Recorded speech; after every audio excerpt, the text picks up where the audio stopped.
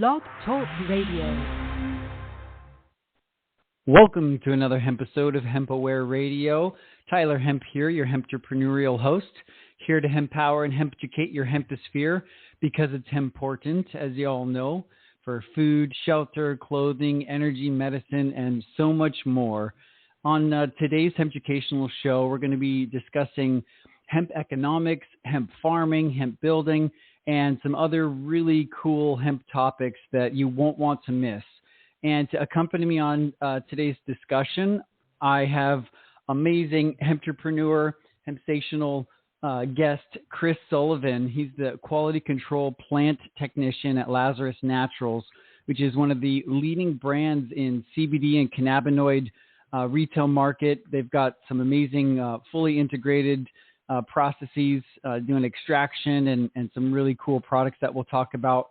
So naturally, we'll go into the CBD industry today, but I'm also excited to dive into some other topics, like I said, hemp economics, and we're going to get into hemp building, like hemp homes, and what it takes to succeed in the hemp industry, as well as who are some of the leaders and where are they at with hemp farming, hemp processing.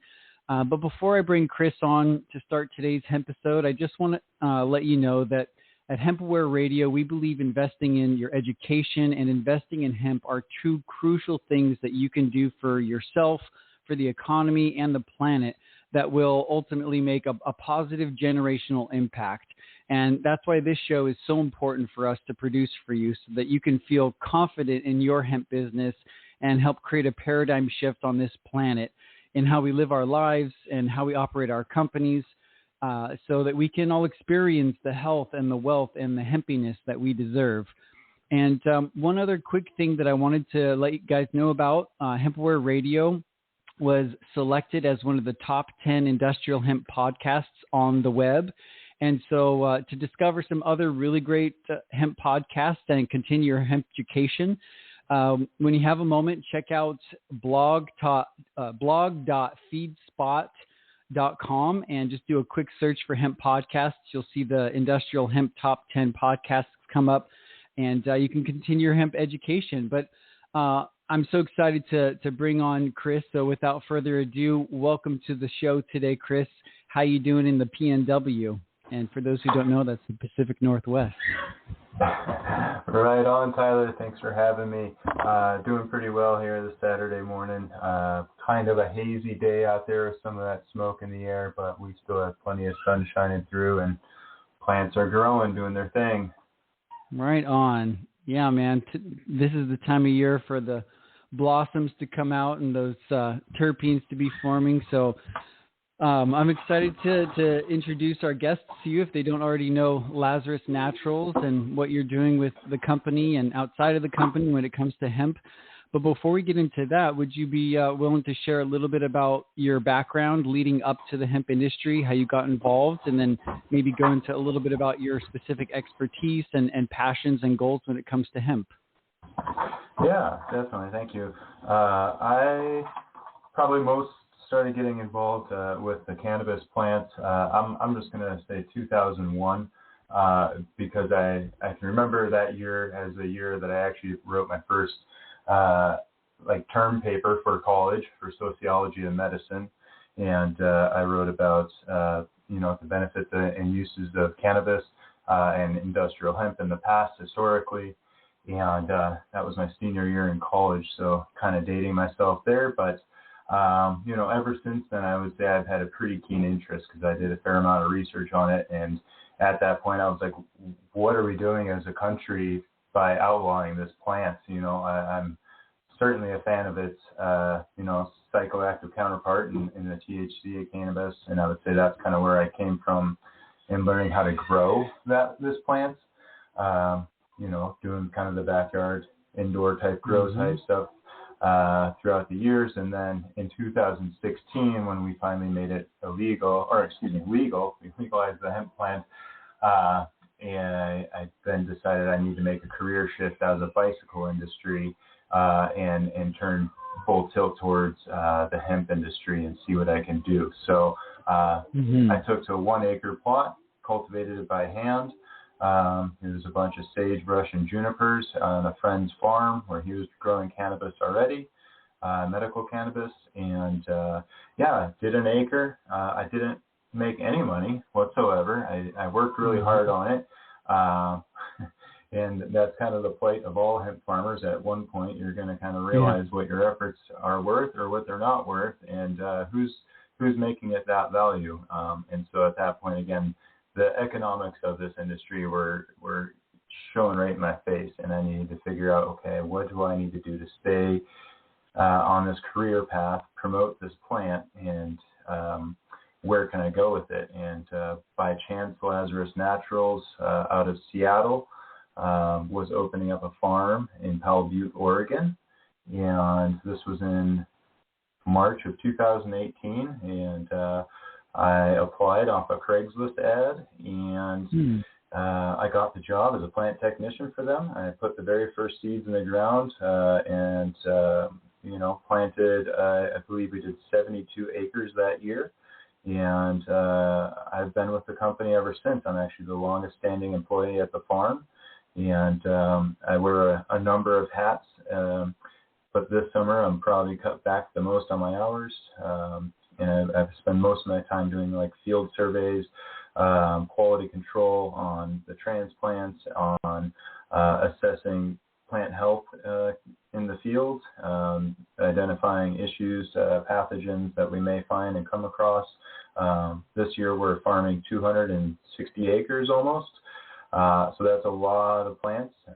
We have densities in our fields of about 1,600 plants per acre, all the way up to 6,900 plants per acre, roughly. And so that's a lot of plants that we have out there in the fields and a lot to monitor. And in that we have 8 different CBD producing cultivars in those 260 acres. And so this year I basically just do all the data collection, monitoring, testing, and other quality control aspects. So, yeah. How cool. Yeah, that's awesome. So you have an obvious extensive background in understanding the botany, understanding the biology of the plant and what it needs to succeed or to thrive. So they're definitely blessed to have you on the team. You guys are making some really great progress, and I've only seen great quality products come from the company. So you guys are doing a great job. And I've noticed in our discussions over the years, because I've been working with Lazarus and you guys for a couple of years now, and you are shifting gears. It seems like kind of seeing that CBD cannabinoids definitely have their place, and you guys have positioned yourself in the market very well, but it's kind of shifting gears, looking into the future and seeing some new opportunities in the fiber side of things and the seed side of things. But before we go into that topic, I'm curious, would you agree that CBD and cannabinoids are what kind of popularized industrial hemp recently? And if so, do you think it's getting better or worse for industrial hemp as far as its reputation and what CBD has done for industrial hemp? Yeah, that's a lot in that question for sure. I think about that a lot as well. When I first started growing hemp outdoors, my true interest has always been the industrial uses, industrial applications, taking everyday products that we're using right now, and instead of using the products that have a petroleum-based, component to it, we would be using a plant-based component, and that's always been my key that I've been interested in. I don't see why we are relying on all these fossil fuels and these limited resources when we can actually grow so many of the resources that we can integrate into our everyday products. So for me, that's what I saw that glimmer of hope that we're eventually should be able to get there. The thing that we needed in this industry, though, was something that would be unfortunately, I'm just going to say a fast money maker and a very available, we'll say like a product directory, because we had all the different cannabinoid products that we could then make, from tinctures to capsules and different edibles and You can do different extracts and start working with the different cannabinoid compounds for medical uses. So that it made sense that we went to cannabinoid farming first rather than fiber or grain farming. I think with the cannabinoids, the craft growers, which came from the medical side of things, the medical cannabis side of things, I think those craft growers were able to transition into the industrial hemp cannabinoid market and the farming styles. You know, we kind of adapted, and those first couple of years were kind of funny because you'd see, you know, I'm going to kind of generalize and stereotype some folks. You'd see the Northern California, you know, mountain farmer or someone who's just out in the, you know, the sticks growing their medical crop or their, you know, THC crop, and they would kind of blend in with the good old boy farmers of, say, Central Oregon. And so you had this meshing of different farming styles, you know, one from craft cannabis and one from large-scale farming. And we saw this meshing happen, and I was right in the middle of it. I kind of came from both sides of it and saw both sides of it, and it was really fun and exciting. And through these years and meshing these different styles, I think the farming techniques have gotten better. We've reined in on cannabinoid production pretty well and gotten pretty efficient at it. The downside is, you know, we saw a major boom bust with all the farmers. You know, you had a bunch of small time farmers trying to compete against the bigger farmers, and we saw prices drop out for flour and biomass. And so a lot of people that saw kind of the writing on the walls and maybe money in the sky, they thought they were going to reach for all this and attain it. It kind of dropped out underneath everybody's feet. And so we, you know, over this last year, we've tried to recoup the farmers that have survived, you know, had to readjust, and we had to figure out, okay, if we're really only getting $1.80 per pound for this biomass, you know, how much sense does this make for us to farm this way with all our other inputs that we were using to farm this crop? So I think what we're starting to see now is we need to add some extra value to each individual plant. And of course, the way you do that is by using the whole plant. And so for cannabinoid farming, we're largely just using the flower biomass, but we have all this stick and stalk, which for the most part was kind of deemed as field waste. And it's not field waste unless you treat it like field waste. And so you have to then take care of it in the way that you want to use it in the downstream application. And so that's what Lazarus Naturals is doing. That's kind of what my pet project over the last couple of years, working with some of these up-and-coming processing manufacturers to work with our CBD waste, stock waste, and start producing hemp hurd and strand tow fiber, bast fiber that can be then integrated into other products such as hempcrete, hemp building materials of sorts, insulation, you know, the other 1,000+ uses of hemp. So I think we're bolstering the cannabinoid industry by adding value to the remainder of the crop. Very well said, and I totally agree. It's definitely shown a lot of light on the topic of industrial hemp. Like you said, getting a moneymaker, which turns heads. Hemp has been a thing for thousands of years, and in the last 80 years since it's been demonized and criminalized, we've pushed it under the rug and pushed it over to other countries, and which is why countries like China and Ukraine and Romania and these other countries, Canada, have kind of took the lead when it comes to grain and fiber, or grain for Canada, fiber for the China and all that. So obviously U.S. is the leader, especially the PNW and Northern California as being the lead cannabis producers in the world, some of the highest quality, most variety. So it's awesome that you got to be right in the middle of that sort of artisan boutique farmers, and then this big business sea of green, just planting massive acreage, which is a totally different approach. I mean, if you're growing an acre of plants where there's, you know, 1,600 plants, it's way more manageable than if you're growing, several hundred acres, super densely planted and all different varieties. There's so many different techniques, like you're saying. So I agree that having the cannabis farmers coming from that industry, sort of spearheading the industrial hemp cannabinoid side of things, so that they can bring over their expertise. But there's still a major learning curve for a lot of the farmers in the U.S. when it comes to grain and fiber production. But also, like you said, being able to take the whole plant, pull the flowers off of it, and then use the rest of the plant for other added value. So it's exciting to know that that's in our future. It's been a long time in coming. And you kind of already went into some of the challenges that you've experienced, but what would you say are some of the other things that you guys have dealt with over the last, since 2018, when Industrial Hemp Farm Bill passed? You guys got 72 acres in the field that first year. What other things have you witnessed other than massive price drops? That's definitely a challenge. But was there other hurdles or things that you guys had to overcome? And if so, how were you guys able to overcome some of those challenges as a hemp company? Yeah.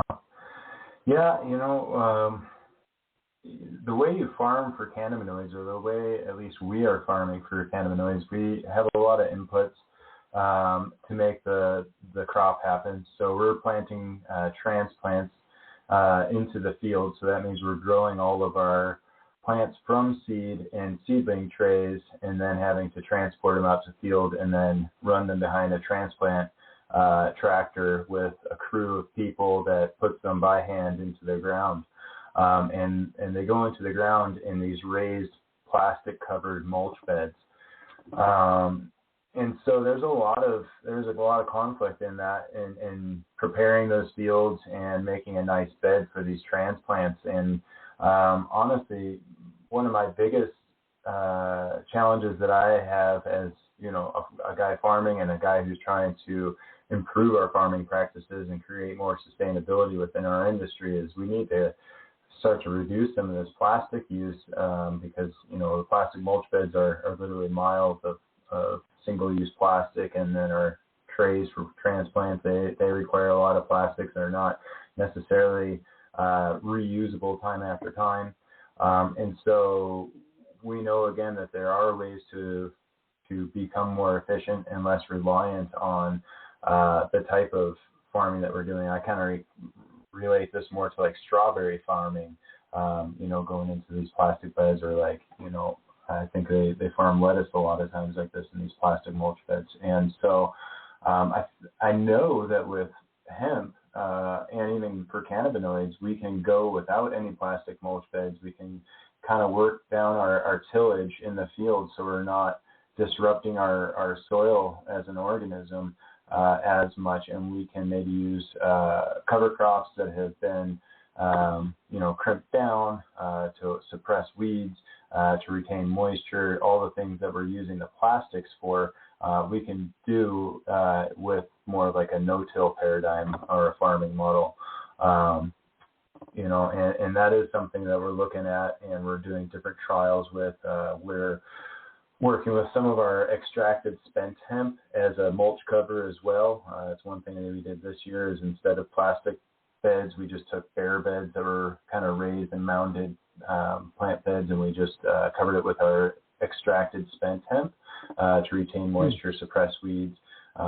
Because, as a hemp farmer will tell you, for sure in Central Oregon, and I'm pretty sure this is across the country, all the hemp farmers are finding that weeds in your fields are a terrible thing, and they're really difficult to combat, especially if you've gone season after season, tilling the fields and allowing the seed bank of invasive weeds, your non-target species, to come up and proliferate amongst the rest of your hemp field. And so I think there's a lot to be said for cover cropping with a beneficial cover crop, to a diversified planting strategy to go with your hemp plants, and again, just trying to reduce our plastic use. So that's kind of what we are dealing with at the the head of things is just let's get more efficient, let's use less plastics, and let's still have a healthy crop as a result. So, that sounds great. I appreciate that, because the less plastic we can be using, the better. And obviously, with the onslaught of hemp plastics, I'm sure we're going to be seeing some revolutionary products in that area soon too. But what would you say are some of the distinctions or differences between like different nutrients, or have you guys been able to see significant output difference in different farming practices or techniques? And if so, what would you say have been some of the biggest kind of breakthroughs when it comes to yields or quality of plant production? Yeah, that's a good question. Right off the bat, I would say we're testing the limits of hemp as far as its robustness and early planting hardiness. A lot of times in Central Oregon, we are reluctant to put our transplants in the ground before June 1st. Everyone's kind of worried about a hard frost. Even June 15th, we could easily have a night where it dips below 32 degrees. So a lot of farmers are reluctant to put transplants into the ground because they're pretty sensitive to temperature fluctuations. And in Central Oregon, we'll get temperature swings from a daytime high to a nighttime low of over 40 degrees, which can be kind of shocking for some of these transplants. And what we've done with our different field trials is, put seed in the ground very early as April, and allow them to go through a cold dormancy period in the soil, go through several hard freezes, because obviously we're still going to have freezing temperatures at night in April. And what we found is that the seed will remain intact and be fine throughout these hard freezes and throughout this cold dormancy period in early spring. And all of nature is connected to nature, and I truly believe that the seeds will know when they need to emerge at the appropriate time. And so what we've seen is stuff that's planted in April will start to emerge maybe in early May, usually after a few good days of a rainstorm or something like that, or if we're applying water in the field through irrigation. But those plants are so much more robust than any transplant you can put in the field. The immediate stalk, growth that you see in its density and its vigor and its overall healthiness is just, far and away better than any transplant that we would be able to put into the field.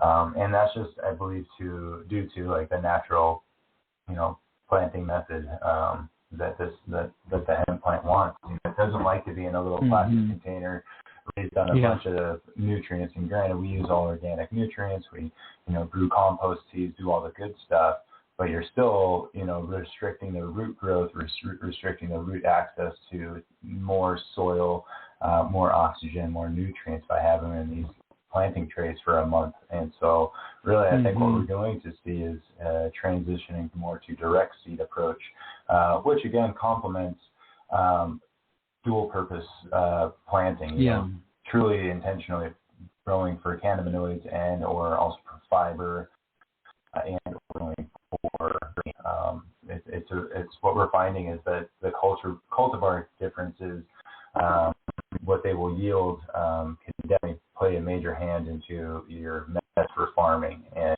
we're starting to see that in Montana, and Wisconsin, Pennsylvania. All those guys are really trying to push the envelope with better farming practices. And I'd like to say that Lazarus is with those folks as well out here in Oregon. So yeah. Absolutely, which brings me kind of to my next question, getting into the industry as a whole and seeing that there's different leaders as hemp farmers, processors of both quality, cannabinoid-based products, but also grain producers. What would you say are some of the leaders right now in the industry that are, succeeding with cannabinoid production or even fiber production? And what have you seen in the industry as far as like where we're at, with fiber processing? I mean, obviously CBD, most people are familiar with the different processes of farming and harvesting and extracting. those are pretty common knowledge, but I think there's still a lot to learn when it comes to using the cannabinoid-based plants for non-cannabinoid-based applications, but then also specifically growing for fiber or specifically growing for grain. Tell us a little bit about what you understand of the industry or the state of the industry when it comes to that. Yeah, this is a very collaborative effort on behalf of anybody who's either farming, making tools and equipment, and making the end-use products. It really is a collaboration, and it's probably the reason why we've seen, we're on year 4, coming into year 5 here soon, of the industry budding back to life. And, not any company can be an island. We all have to be connected. We all have to be supportive of what each other's doing. So that comes to, New Holland out in Pennsylvania, making some newfangled, hemp tractors or I should say implements for tractors, hemp farming, and really working with the farmers out there to see what their needs are in the fields. And comes down to the processors, the decorticator makers, the ag processing solution companies that are working with farmers to create value-added products from their field waste. And it takes a lot of really creative people on the product-making side that want to make, some hemp-based lip balm, or they want to make some, CBD products, or they want to make some bedding that made from textiles. And so it's really a collaboration and an extensive communication network of who's doing what and where can we bridge these connections so we can continue making new products, continue expanding our fields for production of raw materials, and who do we call for the best processing and manufacturing equipment. And so, I guess to point out a company that I see that's kind of doing that in a pretty good stage is like Global Hemp Group. They're kind of under the radar. They're out in Colorado, and also like out in New Brunswick, in Canada. And, they're kind of doing this. They're creating this whole hemp agricultural industrial zone, where they're going for all the cannabinoids, they're going for fiber, they're going for grain, they're trying to feed people with this material, and they're trying to hit every nail on the head for the potential uses of this plant. And I think we'll start more of the companies that are still out there, still relevant, looking for that, or they're going to bridge stronger partnerships with the folks that they've started to make contacts with, and kind of strengthen any other products that they can provide. So I think that's what we'll see, is just a better synergy between the farm producers, the processors, and the availability for smaller regional processing setups, and then those will be available for the more localized end product users. So kind of smaller networks, I think, will be emerging as well.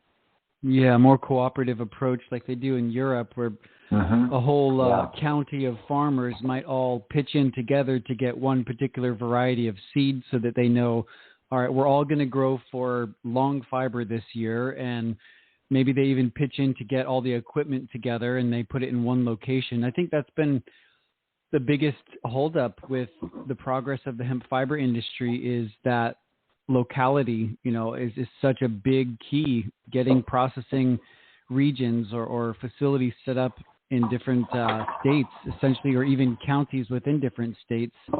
Obviously, California is a huge state, Texas, and we're going to see more processing centers than the smaller states. But I totally agree. I think the more we can come together as a hemp community, as hemp farmers and processors, and share information to progress this, I think we're all going to win much more in the end.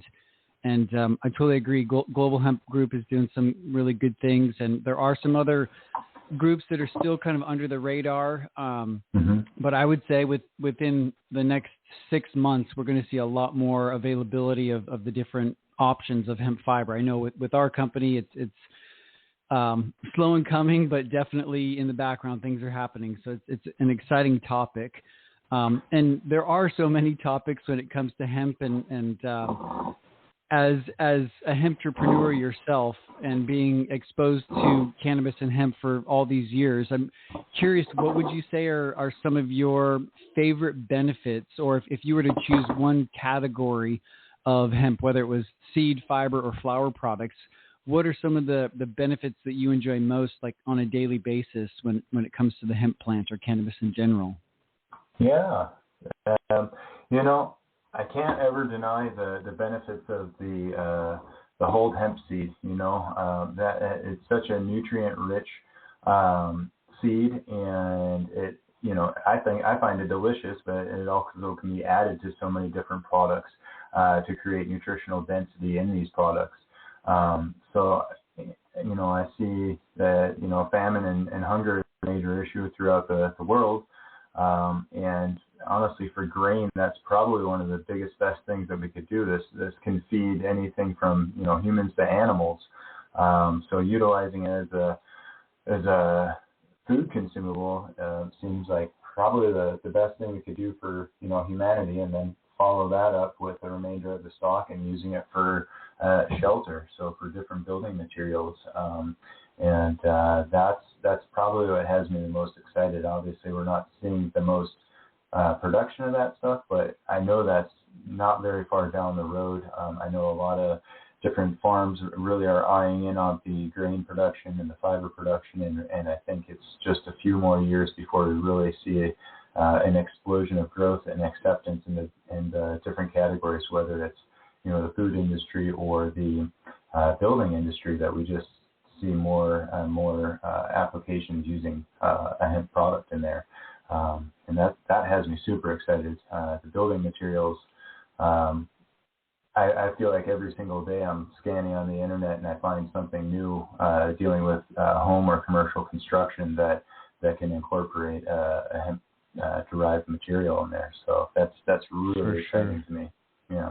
Yeah, me too. I would say that from my research and the numbers that I've seen, the building industry I would say is the biggest moneymaker. I would say that's going to get into the trillions of dollars of value when it comes to hemp wood, hempcrete, hemp plastics, all these different hemp building applications.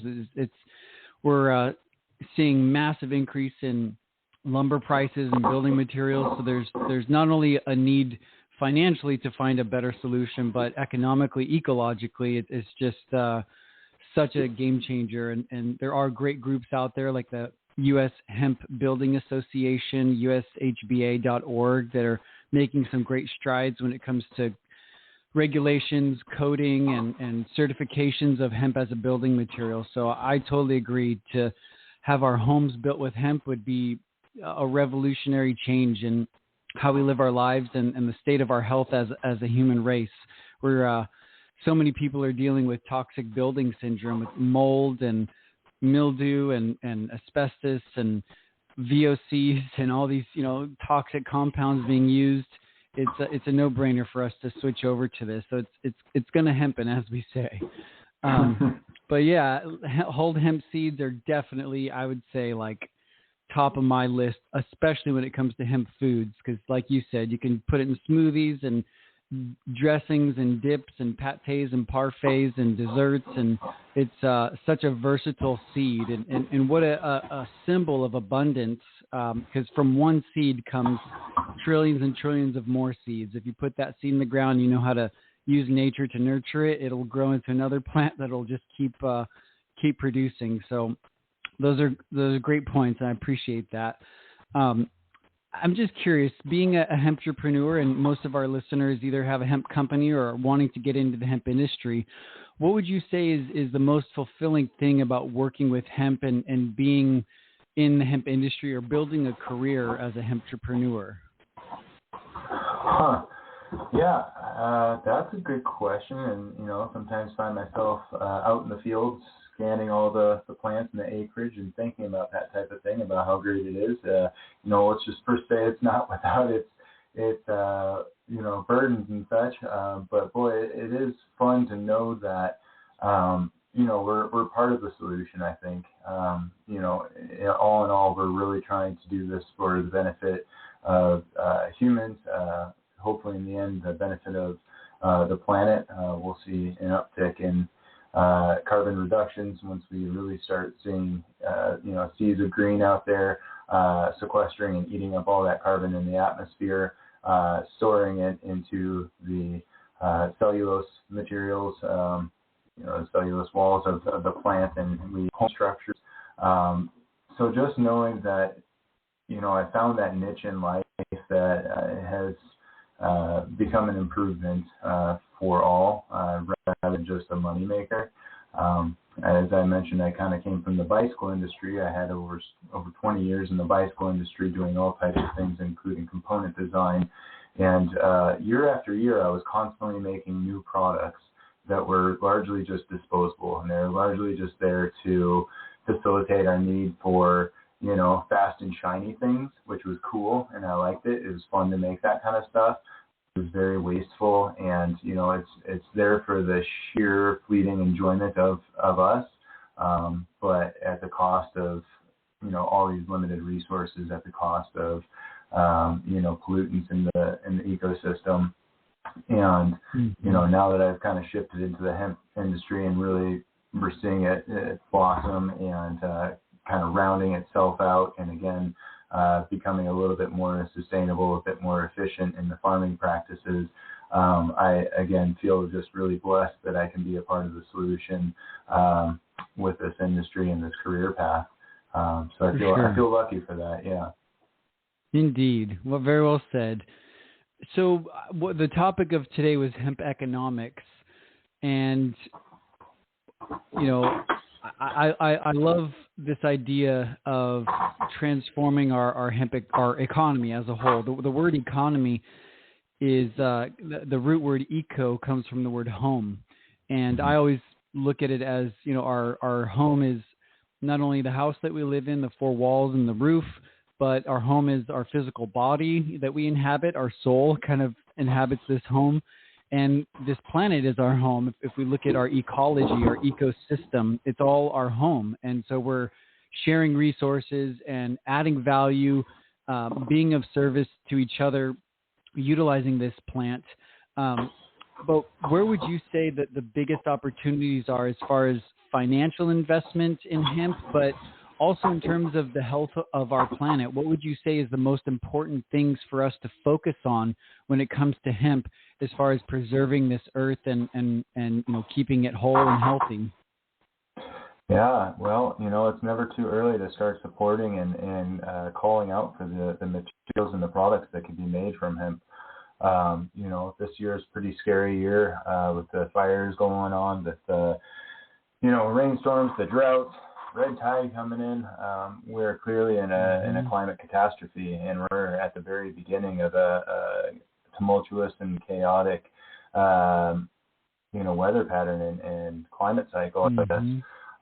And so by supporting, like I said, U.S. Hemp Builders Association, by supporting companies that are coming to market with hemp building materials, right now they're going to be a little bit more expensive. We're still relying heavily on an imported raw supply chain. And I think, as the domestic supply chains kind of ramp up, and again, more fields are being grown, the prices of these products are going to go down, which will be more accessible for a greater building population and a better customer base. So supporting them early on, making the calls out there that, hey, I want to put a tiny house in the back for my new office that's going to be,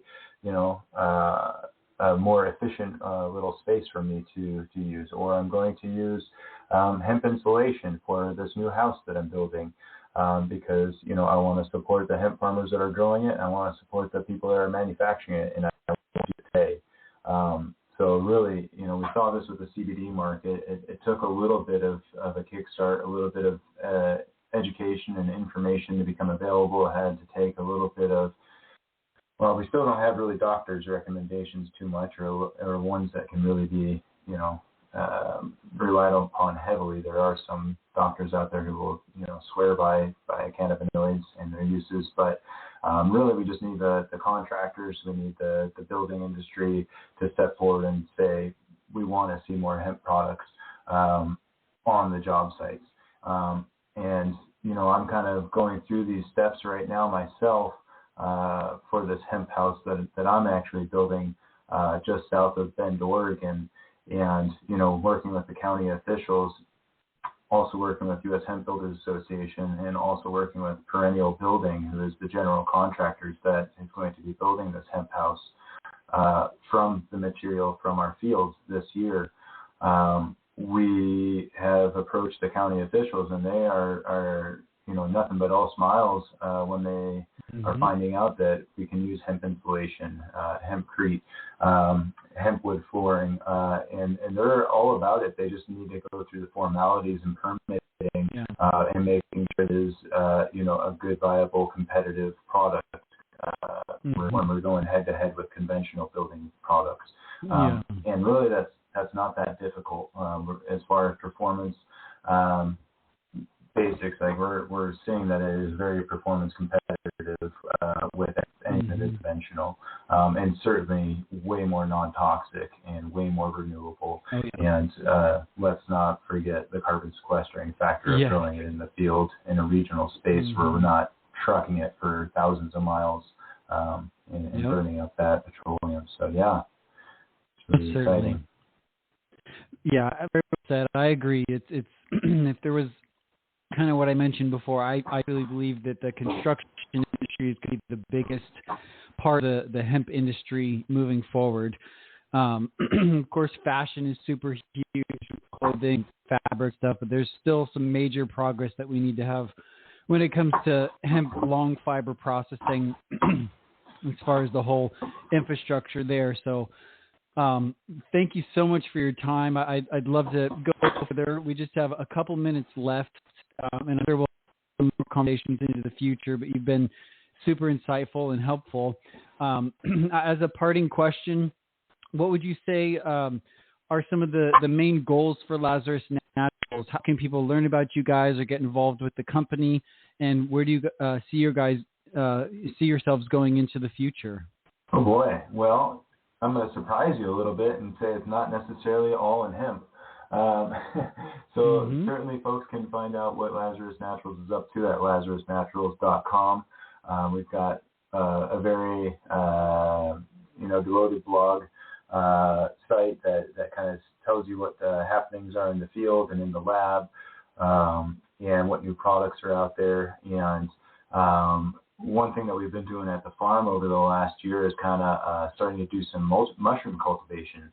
So we're working with shiitake, oyster mushrooms. We did a little lion's mane mushrooms. So this is mostly just for our local and regional production, and we're bringing them out to grocers and farm stands and selling them out there. And that's actually been pretty explosive in its growth, as mushrooms will be. So we've been diving into that, and also into green production. So we're doing baby greens and microgreens, salad greens, and sharing some greenhouse space with our hemp plants for our greens production. So that's really exciting. And what else do we have going on? That's kind of about it for now.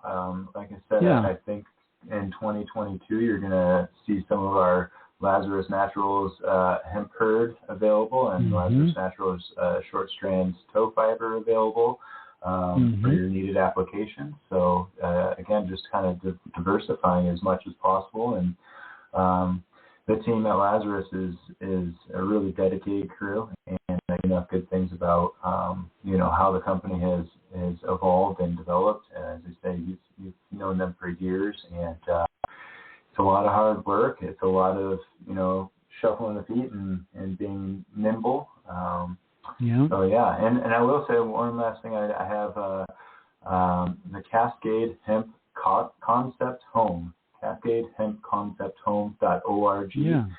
is where you'll be able to keep tabs on the hempcrete house that I will be building south of Bend. The site is not quite live yet, but the URL is purchased, and we'll have that live by the fall of this year, as we're just starting to break ground on it. Yeah. Yeah, I wasn't sure if we were going to go into that topic today. I wasn't sure if you wanted to share it with the world, but we will definitely be covering that into the future. And it's been super exciting. Thank you so much, everyone, for joining the call today and listening in. This is your Hemptrepreneurial host, as always, Tyler Hemp, with Chris Sullivan at Lazarus Naturals. You can check him out, lazarusnaturals.com. And we look forward to seeing you on the next episode. Thanks again, Chris. Everyone have a blessed day. Thank you. Bye-bye.